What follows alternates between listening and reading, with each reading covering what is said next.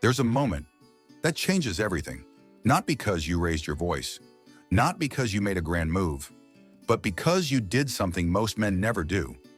You chose stillness over reaction. You chose self over approval. You chose peace over proving a point. And in that single moment, she saw you differently. Not as a man who needs her, but as a man she could never control. This video isn't for the weak. It's for the man ready to reclaim his presence. Because when you do this once, she'll never see you the same again. So what is the move that changes her perception forever? It's not what you do once. It's how you respond when tested. It's the silent decisions that carry the loudest consequences. Here are 5 moments of masculine power that flip the entire dynamic. Let's begin with the first one. 1. Do nothing when she expects everything. There's a moment every man faces. She says something sarcastic, a passive-aggressive jab hidden behind a fake smile. Or worse, she pulls back emotionally, just enough to make you uncomfortable. And in that split second, she's not asking a question with words. She's testing your center with silence. Most men, they fail the test instantly. They jump in. They try to fix it. They ask, did I do something wrong? They rush to reassure. They panic because they believe that being a good man means being emotionally available on demand. But what they don't realize is that in that exact moment, they just made her the center of their gravity. They made her comfort more important than their calm. They traded masculine presence for momentary peace, and it costs them everything. But you, if you've been forged in discomfort, you don't flinch. You notice the shift. You feel the tension, but you let it breathe. You do nothing, not out of pride, not out of spite, but because you've trained your nervous system to remain still in the middle of someone else's emotional storm. You don't meet sarcasm with defense. You don't meet withdrawal with desperation. You meet it with anchored silence, a calm so controlled it rattles the very foundation she was hoping to shake. Because you understand something most men never will. The man who controls his reaction controls the relationship. When you stay still in that moment, you flip the power dynamic without saying a word. She's used to men explaining themselves, justifying, chasing, overthinking every tone and pause. But you just sit back, breathe deeply, and remain unshaken. And that's when it hits her. You are not like the others. You're not addicted to her validation. You're not afraid of her withdrawal. You're not here to audition for her approval. You are sovereign. And this deeply confuses her in the most powerful way because mystery lives in restraint. She now has to ask herself, why didn't he react? Why didn't he defend himself? Why is he so calm? And she begins to notice something she's never felt before. Your emotional detachment isn't coldness. It's control, a kind of masculine depth that doesn't need to be loud to be felt, a kind of presence that refuses to perform, even when provoked. Epictetus once said, "We cannot choose our external circumstances, but we can always choose how we respond to them." This is that choice, and make no mistake, it's not easy. It takes discipline, it takes power, it takes knowing who you are, even when someone's trying to pull you out of yourself.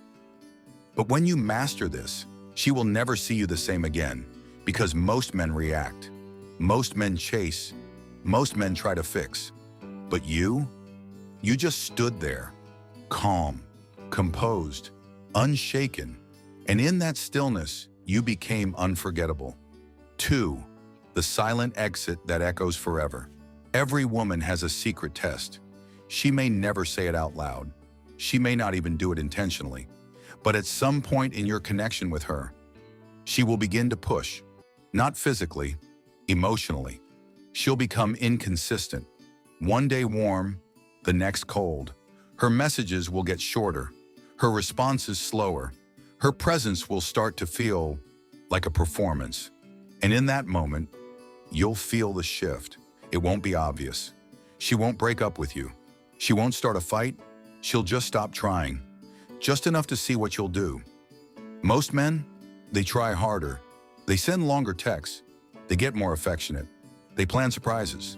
They ask, Is everything okay? Again and again.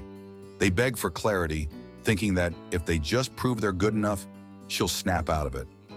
But you do something far more powerful. You leave. No argument, no drama, no guilt trip. Just quiet detachment and a calm, deliberate absence. Because you understand something she doesn't expect you to know. When attention becomes a weapon, your absence becomes a counterstrike. This is not ghosting. This is not playing hard to get. This is self-respect in its rawest form. You don't disappear to punish her. You disappear because the space is no longer worthy of your presence. You walk away without needing closure, because the real closure doesn't come from her answers, it comes from your decision. The decision that your peace matters more than the confusion she's creating. The decision that your presence should never be a response to games. The decision that you don't belong where your clarity is treated like desperation. And here's what happens next. Almost every time, she feels it, not right away. Maybe not even today, but soon. There's a silence that begins to ring in her ears, a gap she thought she could fill with attention from someone else. But that attention doesn't hit the same, because it's not yours, because it doesn't carry your energy, because it doesn't feel earned, because it doesn't feel missed. And she starts to question, did I push too far? Why didn't he try harder? Why did he leave so easily when others begged to stay? The answer is simple. Because you're not others. You are not a man who stays in rooms where his soul is slowly suffocated. You are not a man who argues for a spot in someone's inconsistent energy. You are not here to be tolerated. You are here to be chosen. And if you're not, then you choose yourself. That silent exit. It may feel small. It may feel like walking away from something that had potential. But what you're really walking away from is the version of yourself that needed to beg for someone to be sure about you. You leave not as a rejection of her, but as a celebration of you. Marcus Aurelius once wrote, "The best revenge is to be unlike him who performed the injury." In love, that means you don't stoop to emotional manipulation. You don't mirror her tests. You don't demand attention. You don't explain your worth. You rise, you move, you vanish. You're not in anger, but in absolute clarity. Because your silence isn't emptiness. It's a message that says, I am not here to be played with. I don't need to be loud to be felt. I won't stay where I'm made to feel optional. And if she ever comes back, it won't be out of control. It'll be out of realization that she didn't lose a man who chased. She lost a man who didn't have to. Because once you've mastered the art of walking away in silence, you never beg again. 3. Control your availability. Control her interest. Here's a truth no one wants to say out loud. The more available you are, the less you're valued. And this isn't about arrogance. It's not about playing games or withholding love. It's about energetic posture.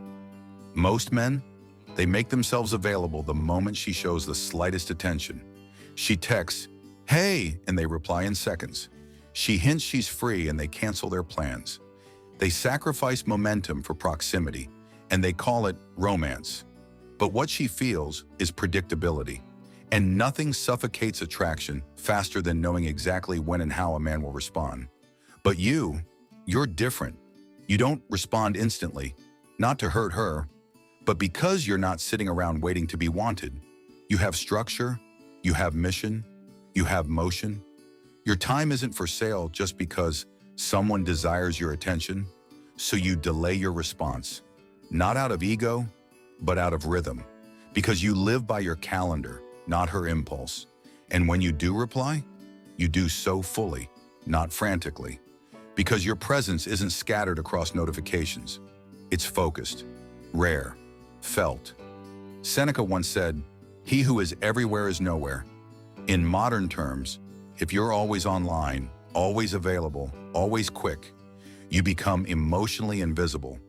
But when you slow things down, when you show up at your pace, you create tension, not the kind that frustrates her, the kind that makes her wonder, where is he? What's he doing? Why isn't he glued to me like the others? That mystery, it's not distance, it's depth, Because now she doesn't just get your time, she earns it. And that shift changes everything. So remember this. Your value isn't just in what you give, it's in how rare your attention has become. 4. Say no, then say nothing. There will come a moment where she asks for something small, a favor, a time change, a compromise, and it won't seem like much. Just a little shift in your schedule, your boundary, your routine. But here's what most men miss. It's not about the request, it's about your reaction. Because she's not just asking, she's feeling you out. How flexible is he when I apply pressure? Will he bend just to avoid disappointing me? And for the average man, the answer is yes. He says no, then explains, then softens, then folds, all to preserve the illusion of harmony, even if it costs him his spine. But the Stoic man, he answers differently.